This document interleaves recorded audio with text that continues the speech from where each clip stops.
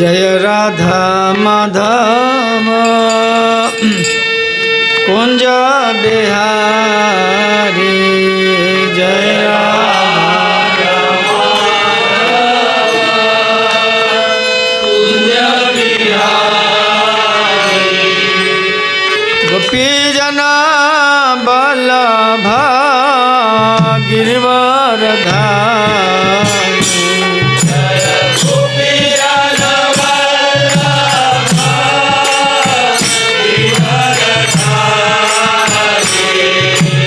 गोपी जन बल्लभ गिरिवरधारी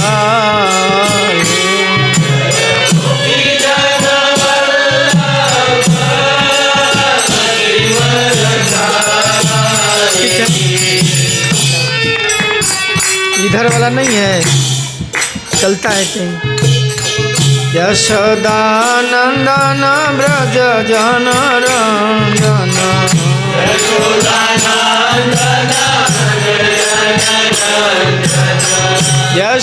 यशोदानंदन ब्रज जन रंजन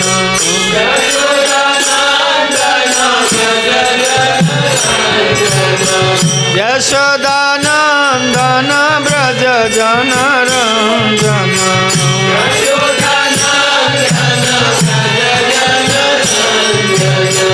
यमुना तीरा बनचारी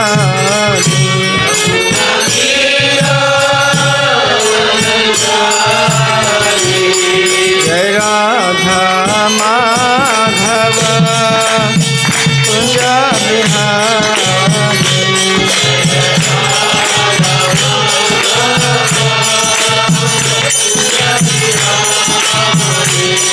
जय राधा माधव कुंज बिहारी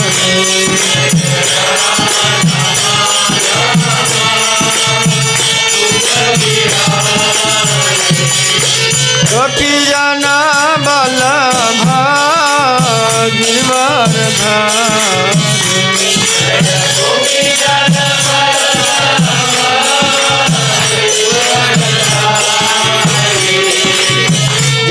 यशोदानंदन ब्रज जन रंजन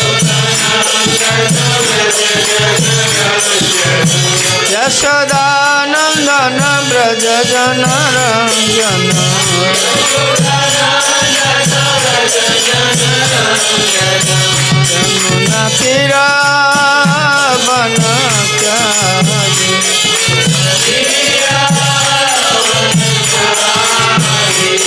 ना तीरा बनचारी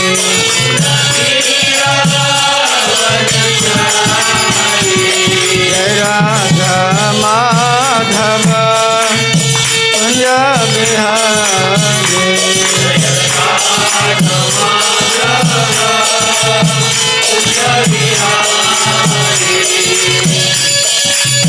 ओम ज्ञानतिमिरान्धस्य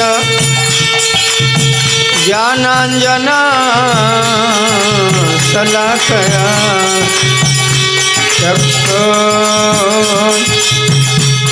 उन्मीलितं येन तस्मै श्री गुरवे नमः वन्देऽहं श्रीगुरो श्रीयुतपदकमलं श्रीगुरून् वैष्णवांश्च श्रीरूपं साग्रजातं सहगण रघुनाथान्वितं तं सजीवं साद्वैतं सावधूतं परिजनसहितं श्री कृष्ण चैतन्य देवं श्री राधा कृष्ण पादान सहगण ललिता विशाखान्वितांश्च हे कृष्ण करुणा सिंधो दीनबंधु जगत्पते गोपेश गोपिका कांत राधा कांत नमोस्तुते तप्त कांचन गौरांगी श्री राधे वृंदावनेश्वरी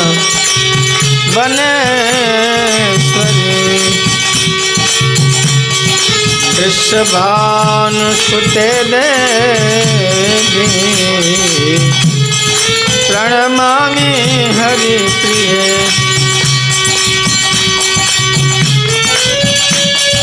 वाञ्छाकल्पतरुभयश्च कृपा सिन्धुभ्यैव च पतितानां पावनेभ्यो वैष्णवेभ्यो नमो नमः।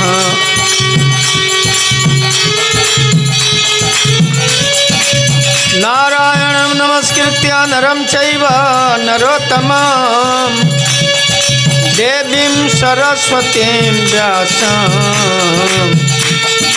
ततो जयमुदीरयेत्। नष्टप्रायेषु अभद्रेषु नित्यं भागवत सेवया भगवती उत्तमश्लोके भक्तिर्भवति नैष्ठिकी। कृष्ण चैतन्य प्रभु नित्यानंद श्री अद्वैत गदाधर श्रीवासादि गौर भक्तवृंद। हरे कृष्ण कृष्ण कृष्ण हरे हरे, हरे राम राम राम हरे हरे। हरे कृष्ण कृष्ण कृष्ण हरे हरे, हरे राम राम राम हरे हरे। हरे कृष्ण कृष्ण कृष्ण हरे हरे, हरे राम राम राम हरे हरे, हरे हरे। श्रील प्रभुपाद की श्री राम संकीर्तन की ताई गौर प्रेमानंदे। व्यास पूर्णिमा महोत्सव की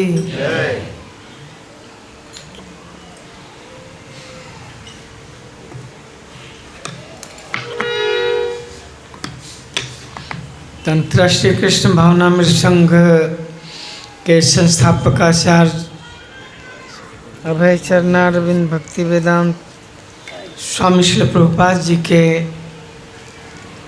महान अनुकंपा से पूरे विश्व में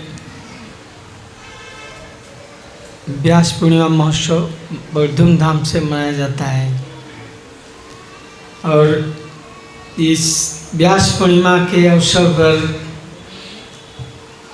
प्राय हर संप्रदायों में आचार्यों की पूजा लोग करते हैं। अभी बढ़ गई आवाज़, बढ़ाए उतना ही है, थोड़ा बढ़ाए इसलिए। तो विशेष करके व्यासदेव का आविर्भाव तिथि है और सनातन गोस्वामी का तिरुभाव तिथि है। श्रावण महीने का शुभारंभ होता है। सावन मास भी भगवान को बहुत प्रिय है। सावन में भगवान झूला झूलते हैं। वृंदावन में सावन में वर्षा ऋतु आ जाती है और वर्षा ऋतु में वृंदावन ब्रज में झूला उत्सव होने लगता है। 1 महीने का उत्सव होता है। ऐसे तो इधर हम लोग केवल बलराम जयंती से 3 दिन 4 दिन, 1 हफ्ता पहले तक मनाते हैं, लेकिन ब्रज में 1 महीने का झूलन उत्सव होता है। तो सावन महीने जैसे ही होता है, चारों तरफ झूला दिखाई दे, पेड़ में पूरा झूला लोग लगाते हैं। हम बिहार में भी देखे हैं, सावन महीने में झूला जो है कोई रस्सी पेड़ में लगा दिया है।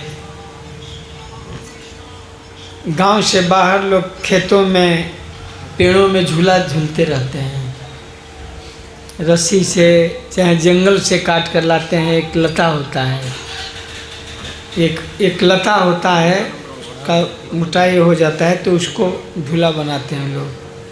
हम लोग जंगल से बरोह काट कर लाते थे, उसको बरोह बोलते हैं।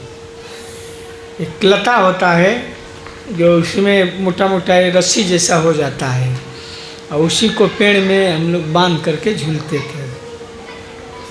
झूला झूले कदम के डारी, झूले कृष्ण मुरारी। सावन महीना बहुत सुहावना होता है और वर्षा होने से ताप भी कम हो जाता है। बादल आकाश में रहते हैं, मयूर बोलते रहते हैं। वृंदावन का वातावरण बहुत सुंदर हो जाता है सावन महीने में। सावन लगे सुहावन, बड़ा सुहावना होता है। और वही वृंदावन में जब बरसात होने लगती है इस समय में, तो बहुत अच्छा लगता है। बहुत पक्षी रंग बिरंग बोलने लगते हैं। कूजत कोकिल हंस सारस गणा से युक्त वृंदावन है ना। और विशेष करके मयूर बादल देखकर नाचते हैं, बहुत अच्छा होता है। वर्षा राजा ऋतुओं का राजा बसंत है और रानी वर्षा रानी है। राजा है तो रानी भी होना चाहिए ना। तो ऋतुओं का राजा बसंत है। आयल ऋतुपत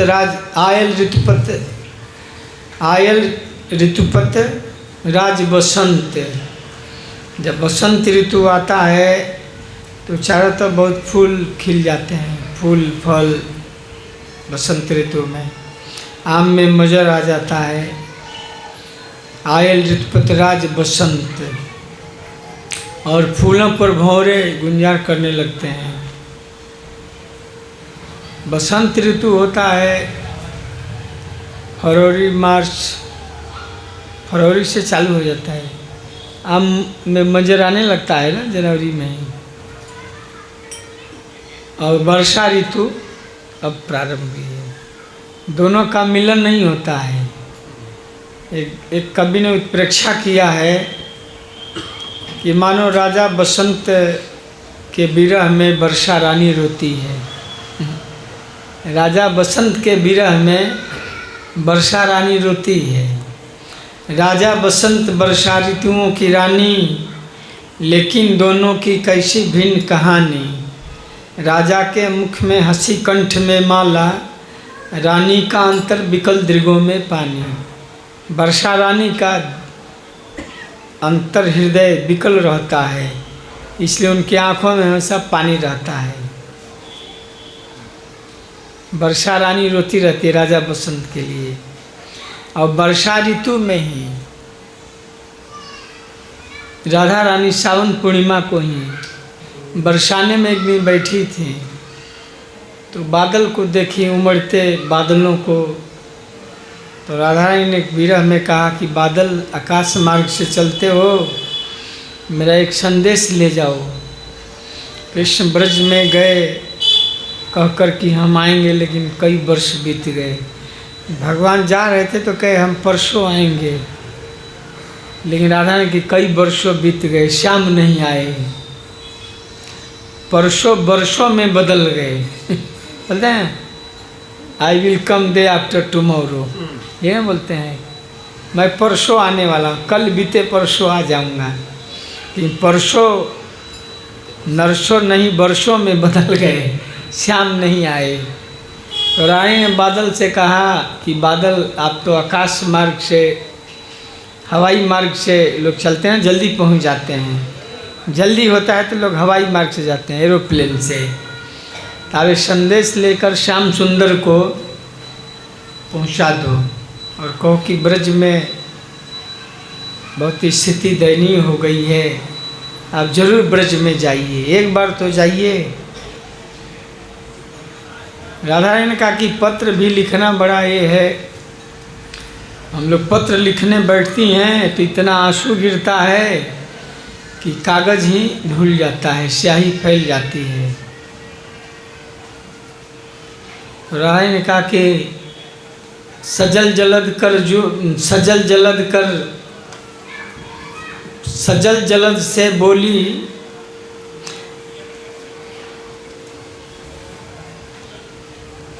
सजल जलद कर जोरी विनय करी, बोली राधा रानी वर्षा ने बिच बरसन लागे, बैरन वर्षा ऋतु आई। राधा ने कहा कि आप किस से बादल कहाँ जा रहे हो, ये संदेश ले जाओ। आध्यात्मिक जगत में बादल भी चिन्मय है, आध्यात्मिक जगत में बादल भी चिन्मय है। जब भगवान ब्रज में गोचारण में जाते तो बादल ऊपर से छाया करके चलते थे, वो भी सेवा करते हैं। वृक्ष भी चरणों में फूल फल अर्पण करते हैं और भूमि भी कोमल हो जाती है। तो वृंदावन के भूमि चिंतामणि है और वृक्ष कल्प वृक्ष हैं, हर्ष चिन्मय है। तो वर्षा ऋतु के प्रारंभ होने पर वृंदावन बहुत सुंदर हो जाता है, जबकि ग्रीष्म काल में बहुत ताप रहता है, बहुत वृक्ष सूख जाते हैं, लेकिन वर्षा आते ही चारों तरफ हरियाली हो जाती है। तो आज व्यास पूर्णिमा पर वृंदावन में बहुत उत्सव मनाए जाते हैं। और सनातन गोस्वामी आज के दिन जब शरीर छोड़े थे तो सारे ब्रजवासी लोग मुंडन कर लिए थे, इसलिए मुड़िया पूर्णिमा भी बोलते हैं। सब लोग मुंडन करा करके सनातन गोस्वामी के शरीर को लेकर गिरिराज की परिक्रमा किए थे और वृंदावन की भी। तो इसलिए ब्रज में इसको मुड़िया मन माथा सब लोग मुड़ा लिए थे। सनातन गोस्वामी इतने ब्रजवासियों में लोकप्रिय थे, ऐसे तो 6 गोस्वामी लोग बहुत प्रिय थे, सब में प्रिय थे, उनको आतताई लोग भी सब लोग मानते थे, सब में बहुत लोकप्रिय थे। और सनातन गोस्वामी सब में अधिक प्रिय थे। तो उनके जब शरीर छोड़ दिए तो ब्रजवासी लोग बहुत दुखी हुए, बहुत शोक मनाए थे। और उनके शोक में सब लोग अपना बाल कटा लिए थे, माथा मुड़ा लिए थे और सब विशाल यात्रा निकली थी। उनके शोक यात्रा में लाखों लोग सम्मिलित हुए थे और कीर्तन के साथ में ब्रजमंडल गिरिराज जी की परिक्रमा किए, फिर वृंदावन की परिक्रमा किए। तो सनातन गोस्वामी का तिरुभाव तिथि है। सनातन गोस्वामी ऐसे वृंदावन में जब रहते थे तो पैदल चल करके गिरिराज जी की परिक्रमा करते थे।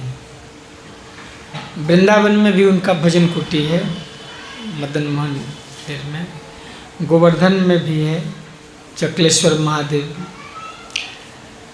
नंदगांव में है, प्रेम सरोवर पर, महावन में है, 4 भजन कुटी है।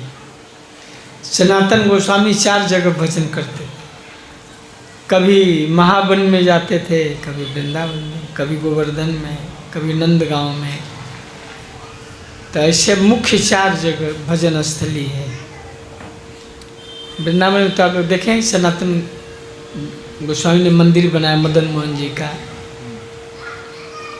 ये तो सब लोग कथा जानते ही हैं ना आप लोग। तो चकलेश्वर महादेव में वहाँ भजन कुटी है। सनातन गोस्वामी एक बार वहाँ बहुत मच्छर काट रहे थे। मैं पहली बार गौर कृष्ण महाराज से कथा सुना था, तो गौर कृष्ण महाराज कहते कि इस जगह हमें एक बार बहुत मच्छर काटने लगे, तो सनातन गोस्वामी स्थान परिवर्तन करना चाहते थे। तो शिव जी उनके स्वप्न में आए चक्लेश्वर महादेव बोले कि यहीं रहिए, आपके सानिध्य में अच्छा है। वैष्णव का ही ना सानिध्य चाहेगा। चक्लेश्वर महादेव वज्रनाभ स्थापित किए हैं। भगवान कृष्ण के प्रपौत्र वज्रनाभ 4 महादेव की स्थापना किए हैं। गोवर्धन में चक्लेश्वर महादेव, वृंदावन में गोपेश्वर महादेव, कामवन में कामेश्वर महादेव और मथुरा में भूतेश्वर महादेव, और 4 कृष्ण का भी विग्रह स्थापित किए हैं।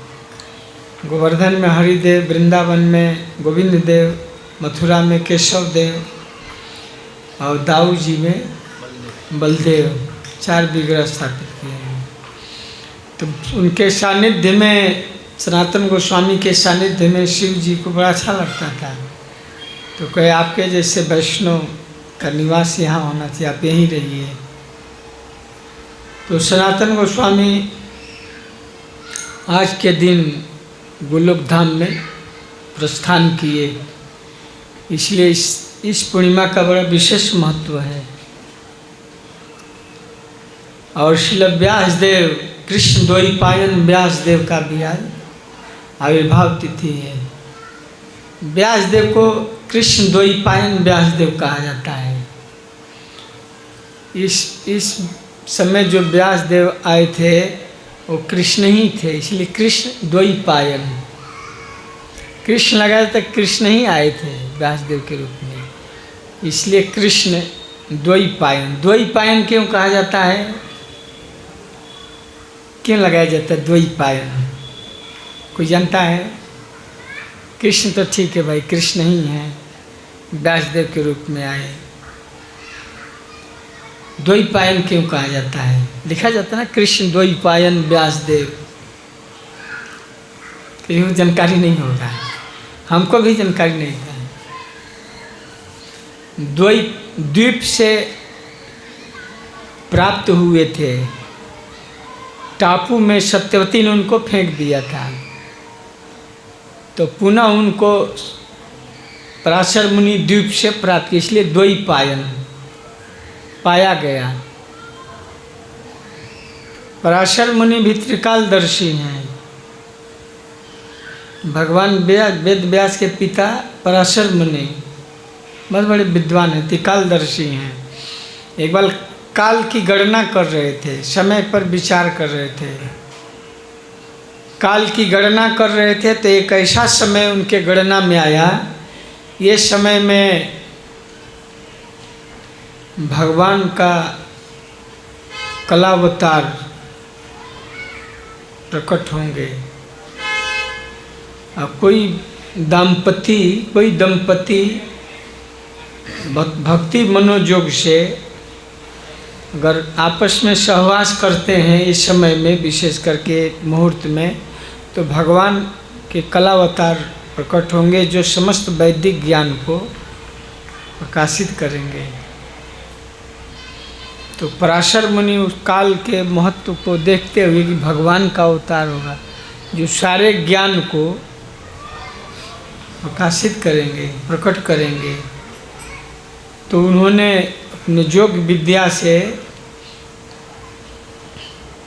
सत्यवती जो मत्स्य गंधा, उसके शरीर से मछली का गंध निकलता था, मछुआरे की पुत्री थी। अब मछली मारना ये करना तो गंध मछली जैसा शरीर से, मछुआरों के शरीर से, कपड़े से, शरीर से गंध आता है। तो पराशर मुनि उस मत्स्य गंधा को पद्म गंधा बना दिए नियोग विद्या से, तपोबल से।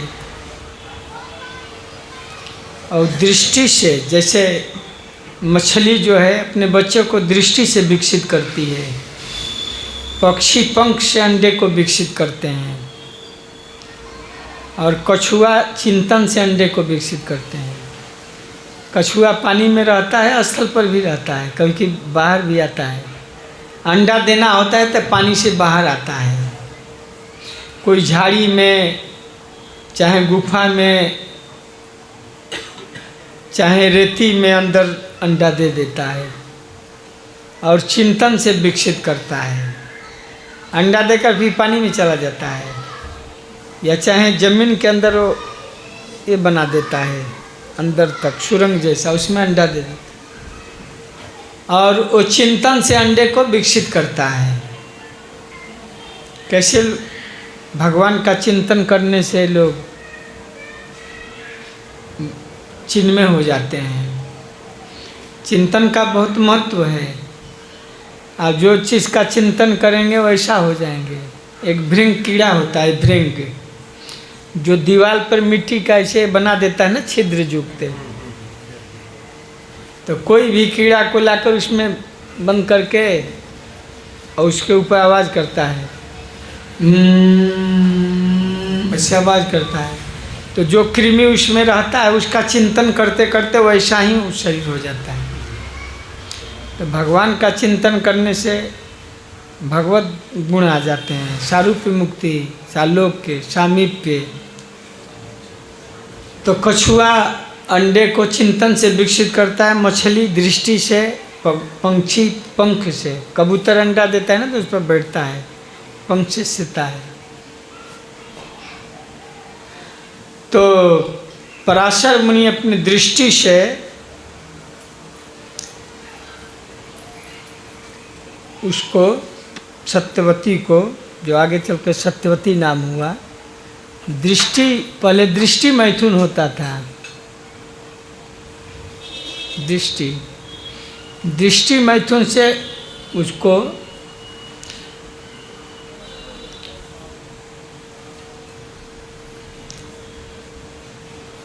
व्यासदेव को उसमें उत्पन्न कर दिए, प्रेषित कर दिए। कैसे भगवान कृष्ण वसुदेव के मन में आए, फिर देवकी के मन में आए, तो ऐसे अपने दृष्टि से, दृष्टि के प्रक्षेपण से श्री व्यासदेव को स्थापित कर दिए। और इस तरह से सत्यवती से श्री व्यासदेव की उत्पत्ति हुई। तो अविवाहित थी, विवाह तो हुआ नहीं था, किशोरी थी। लोक लज्जा से उसने द्वीप में फेंक दिया। कैसे कुंती ने कर्ण को द्वीप में फेंक दिया था, गंगा में फेंक दिया था। दुर्वासा ने एक मंत्र दिया था कुंती को कि इस मंत्र से तुम देवताओं से पुत्र प्राप्त कर सकती हो। एक बार राजा कुंती भोज के यहाँ दुर्वासा मुनि आए तो कुंती ही सेवा में थी, पृथा, कुंती का पृथा नाम था।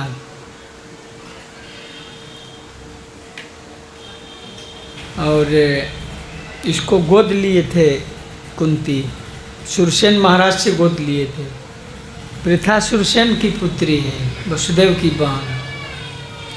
तो राजा कुंती भोज के कोई संतान नहीं थे, तो महाराज सुरसेन से कहा कि हमको ये पुत्री को गोद दे, तो गोद ले लिए थे। इनके यहाँ पली थी, इसलिए कुंती कुंती भी नाम हो गया। राजा कुंती भोज के यहाँ बड़ी तो कुंती नाम भी हो गया, उपनाम। इसका मूल नाम पृथा है। तो दुर्वासा मुनि चतुर्मास में आए तो 4 महीने रह गए थे राजा कुंती भोज के यहाँ। तो उनकी सेवा करना लोहे के चने चबाने जैसा है। दुर्वासा मुनि के सेवा में कुछ होने पर गुस्सा हो जाते हैं बहुत। तो राजा कुंती भोज सोचे कि इनका सेवा कौन करेगा, तो छोटी पुत्री को अपने लगा दिए, कुंती को ही, कि बच्चों से कोई भूल होगी तो बच्चों का भूल नहीं माना जाता है। बच्ची है, बच्चे को अपराध को कोई अपराध नहीं मानता है, वही बच्चा है, छोड़िए कोई।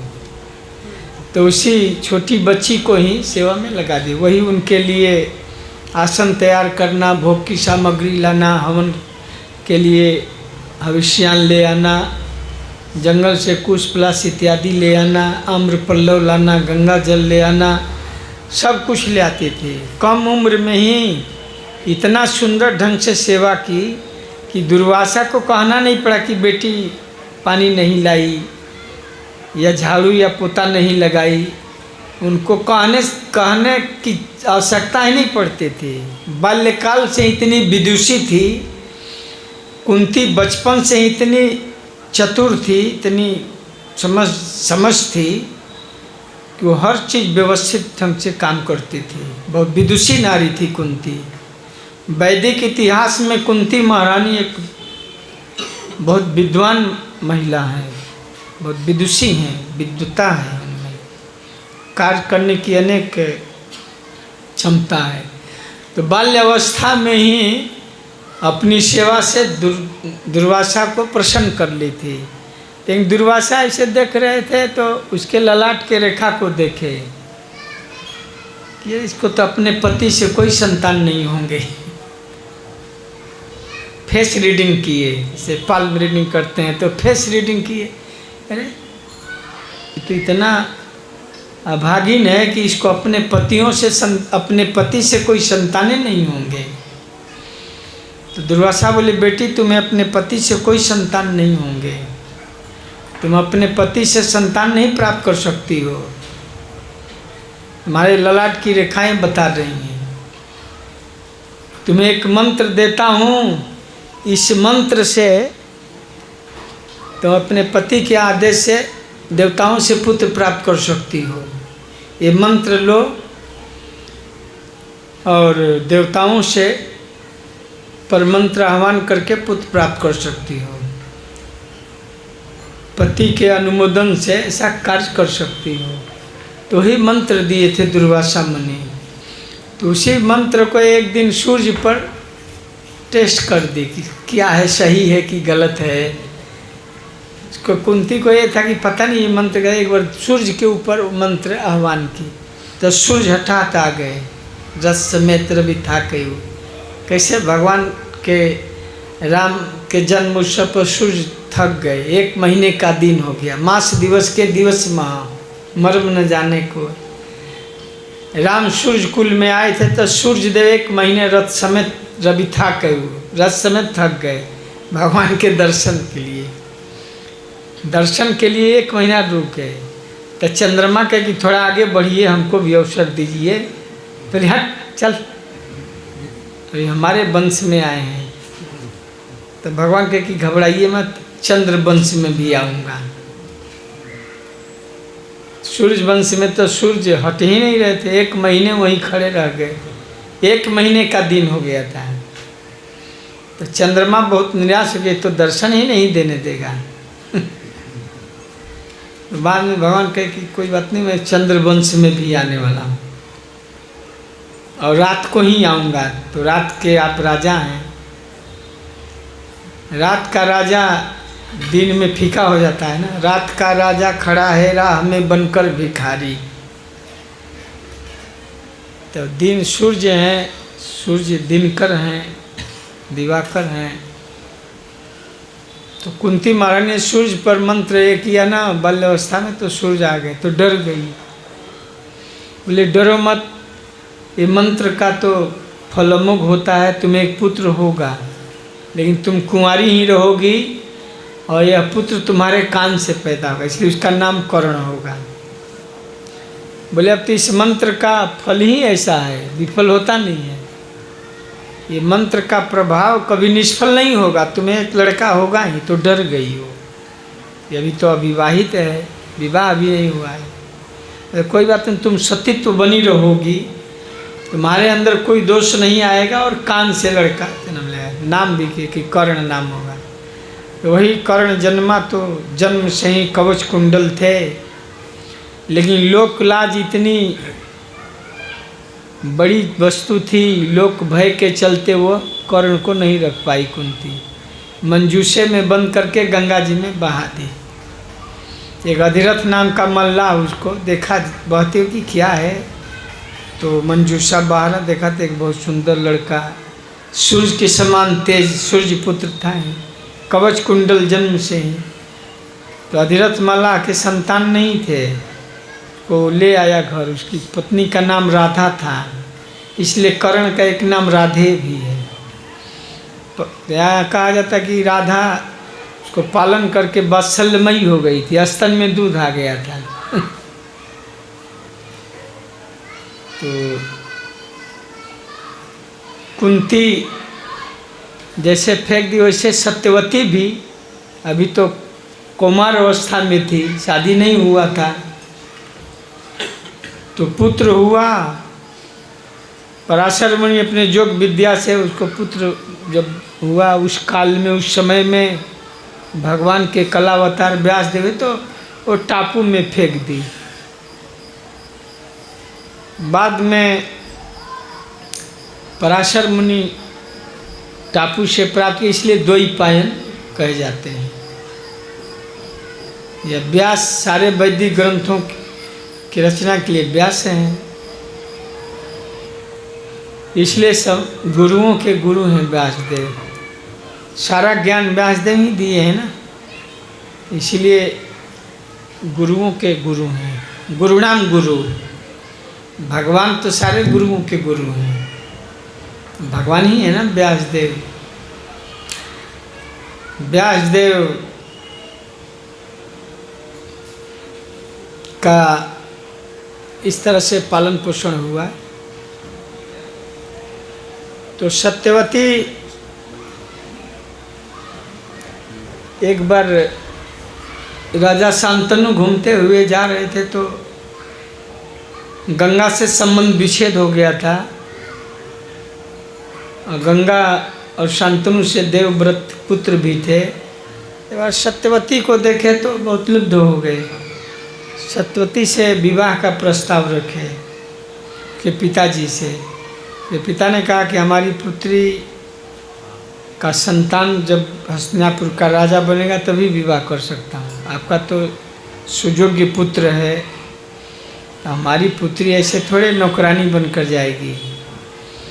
शर्त है अगर इसके संतान ही उत्तराधिकारी तब कर सकता हूँ। तो बाद में देवव्रत को मालूम पड़ा, तो अपने पिता के प्रसन्नता के लिए सत्यवती के पिता के पास आए, बोले कि शादी कर दीजिए, मैं आजीवन ब्रह्मचारी रहूँगा, शादी नहीं करूँगा। तो पुष्प वर्षा होने लगी और देवता लोग भीष्म मैंने भयानक प्रतिज्ञा लिए युवावस्था में, अपने पिता के लिए आजीवन ब्रह्मचारी रहने का प्रतिज्ञा ले लिए। तो देवता लोग भीष्म आकाशवाणी हुई, मैंने भयानक प्रतिज्ञा, इसलिए उनके नाम में जुड़े देवव्रत भीष्म। तो सत्यवती और शांतनु का विवाह हुआ तो 2 संतान हुए, विचित्रवीर्य और चित्रांगद, दोनों का विवाह कराए थे देवव्रत भीष्म। काशी नरेश एक बार आज स्वयंवर में हस्तिनापुर नरेश को निमंत्रण नहीं भेजे थे, देश विदेश के राजाओं को निमंत्रण भेजे थे स्वयंवर के लिए, लेकिन हस्तिनापुर नरेश को नहीं भेजे थे। तो देवव्रत भीष्म को बड़ा अपमान हुआ कि क्या हस्तिनापुर में कोई वीर नहीं है क्या, ये तो अपमान है। तो गए स्वयंवर में, सारे राजाओं को पराजित कर दिए, एक बाण से ही सबका मुकुट गिरा दिए। गए तो पहले राजा लोग हंसने का, रहे ये ब्रह्मचारी आया है, ये तो आजीवन ब्रह्मचारी रहने का प्रतिज्ञा लिया है, स्वयंवर में आया है। तो ये कहीं बाण से सबको धूल चटा दिए, सब मुंह के बल गिर गए जमीन में, मिट्टी खाने लगे। और शेर की तरह अंबिका अम्बालिका को लेकर के हस्तिनापुर ले आए। तो अम्बा ने कहा कि मैं तो साल्व के साथ विवाह, हमारा रिंग सेरेमनी हो गया है। वो आ गई, अंबिका अम्बालिका का विवाह करा दिए विचित्रवीर्य और चित्रांगद से। तो बाद में अम्बा भी आई कि अरे वो तो साल्व हमको ठुकरा दिया, किसी और ने तुम्हें ले गया तो मैं क्यों स्वीकार, आप विवाह कीजिए। तो बोले कि नहीं, मैं तो ब्रह्मचारी रहने का किया है। तो परशुराम के पास गई कि आपका शिष्य है देवव्रत भीष्म, हमको ले गया था स्वयंवर से, बोलिए शादी करने के लिए। तो परशुराम बोले कि क्यों ले गया था, ले गया तो शादी कर, स्वयंवर से उठा कर क्यों ले गया।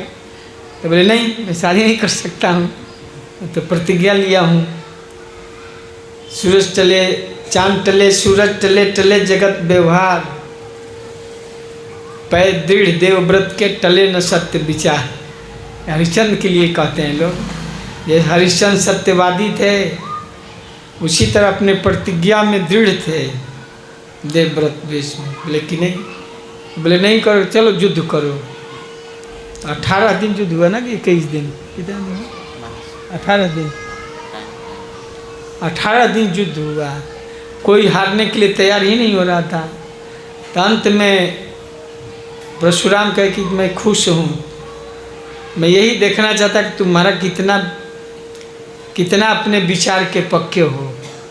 नहीं तो कोई होता है कि छोड़िए गुरुजी शादी कर लेता हूँ, ये होगा ना, थोड़ा बहुत देख लो, चल ठीक है कर लेता हूँ, लेकिन वास्तव में तुम अपने बात के पक्के हो, तुम्हारे इससे मैं प्रसन्न हूँ, खुश हूँ।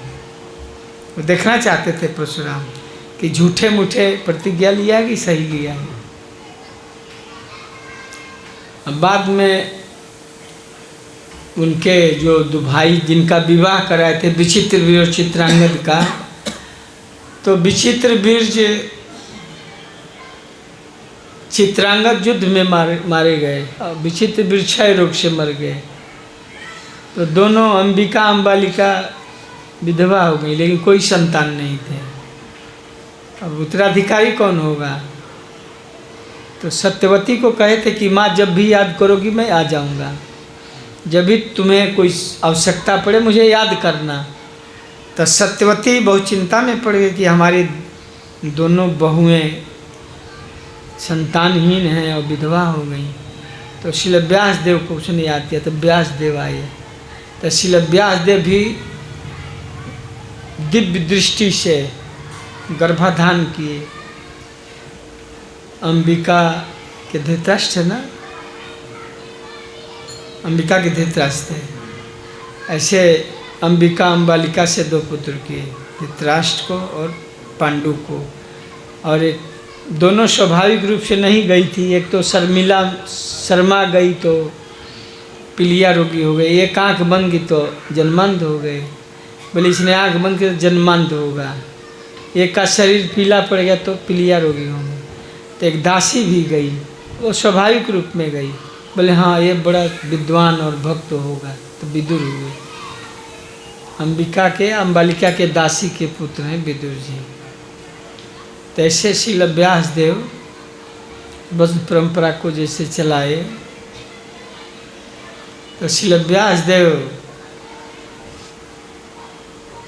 भगवान के ही ये हैं। इसलिए भगवान को लाने के लिए पराशर बहुत योग विद्या लगाए। योग विद्या जगत कल्याण के लिए, लोक मंगल के लिए कुछ कार्य किया जाता है तो वो सराहनीय होता है। जबकि एक बहुत निम्न वर्ण की लड़की को उन्होंने सुंदर बना दिया था, पद्मगंधा बना दिया था, क्योंकि भगवान आएंगे, जगत का कल्याण होगा, बद जीवों का उद्धार होगा। तो आज के दिन श्रील व्यासदेव पराशर पुत्र सत्यवती नंदन श्रील व्यासदेव जी का आविर्भाव तिथि है, और इसलिए सारे गुरुओं की प्राय पूजा होती है। अन्य संप्रदायों में आज ही गुरुओं की पूजा होती है। हमारे गौड़ीय वैष्णव में तो अलग अलग तिथि में करते हैं लोग, लेकिन अन्य संप्रदायों में व्यास पूर्णिमा को ही गुरु की पूजा लोग करते हैं। परम पूज्य राधा महाराज भी कह रहे थे कि आचार्यों की पूजा आज ही होनी चाहिए। महाराज एक बार कह रहे थे कि गुरुओं के जो मूल हैं, परम गुरु व्यासदेव है ना, कृष्ण जगत गुरु हैं, तो कृष्ण वैपायन व्यास हैं। तो बहुत अच्छा, बहुत सुंदर तिथि है व्यास, इसलिए गुरु व्यास पूर्णिमा बोलते हैं। तो हम लोग इसलिए व्यासदेव से हम लोग प्रार्थना करते हैं कि हम लोग के हृदय में भक्ति ज्ञान वैराग्य दीजिए कि हम भगवान को समझ सकें, भगवान को भक्ति करके हम प्रसन्न कर सकें। इसलिए व्यासदेव से यही ना मांगना है कि हे श्री व्यासदेव जी, हमें भी दिव्य ज्ञान भक्ति और वैराग्य से प्रकाशित कीजिए कि भगवान को हम प्रसन्न कर सकें। तो ज़्यादा समय भी नहीं है, अब यहीं हम विराम देते हैं। धन्यवाद। हो भी गया ना, समय है आपको? नहीं, जाना भी है कल सुबह, और आज हम लोग थके भी हैं, आराम भी करना है। 2 दिन से बहुत लेट हो जाता है, कल भी लेट हो गया था, 11 बज गया था, और 3:30 बजे जगना ही है। तो और आप लोगों को भी आराम करना है। धन्यवाद। श्री व्यासदेव व्यास पूर्णिमा महोत्सव की जय। गुरु व्यास पूर्णिमा महोत्सव की जय। टाइगर प्रेमानंदे। हरे कृष्णा कृष्णा कृष्णा हरे हरे, हरे राम राम राम हरे हरे। तो आज के पवित्र व्यास पूर्णिमा गौर पूर्णिमा के महाराज जी यहाँ पधारे, अपने सुंदर जो है जो आपने वरिष्ठ मुखार में से महाराज जी ने अपने व्यास जी का महिमा बताया। वास्तव में हरि बोल। तो हमने जाना महाराज जी ने कितने कम समय में भी कितना विस्तृत से महिमा बताया कि व्यास जी वास्तव में व्यास पूर्णिमा हम मनाते हैं, लेकिन हमें जब भी हम कोई भी महोत्सव या कोई भी तिथि मनाते थे उसका महत्व जानना बहुत ही जरूरी है। जैसे हम धाम में जाते तो धाम का महत्व जानना जरूरी है, इस तरह जो भी तिरुभाव तिथि हो, आविर्भाव तिथि या किसी भी भक्त की या महात्मा की जो भी तिथि आती है तो उनके बारे में जानना बहुत जरूर होता है।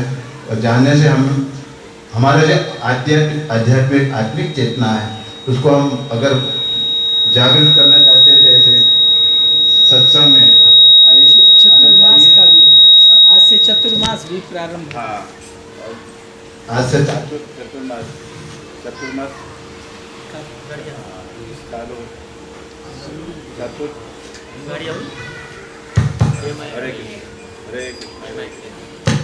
कृष्ण कृष्ण हरे हरे, हरे राम राम। तो हमने जाना कि चतुर्मास का भी पालन होता है। भगवान का भी जो शयन एकादशी से भगवान भी 4 महीने भी आराम करते हैं। हाँ, तो हमें भी ये तपस्या का महीना है। 4 महीने जो होते हैं, पहले महीने हम हरी सब्जी नहीं खाते, पत्ते वाली, दही, दूसरे महीने दही, दूध और दाल नहीं खाते,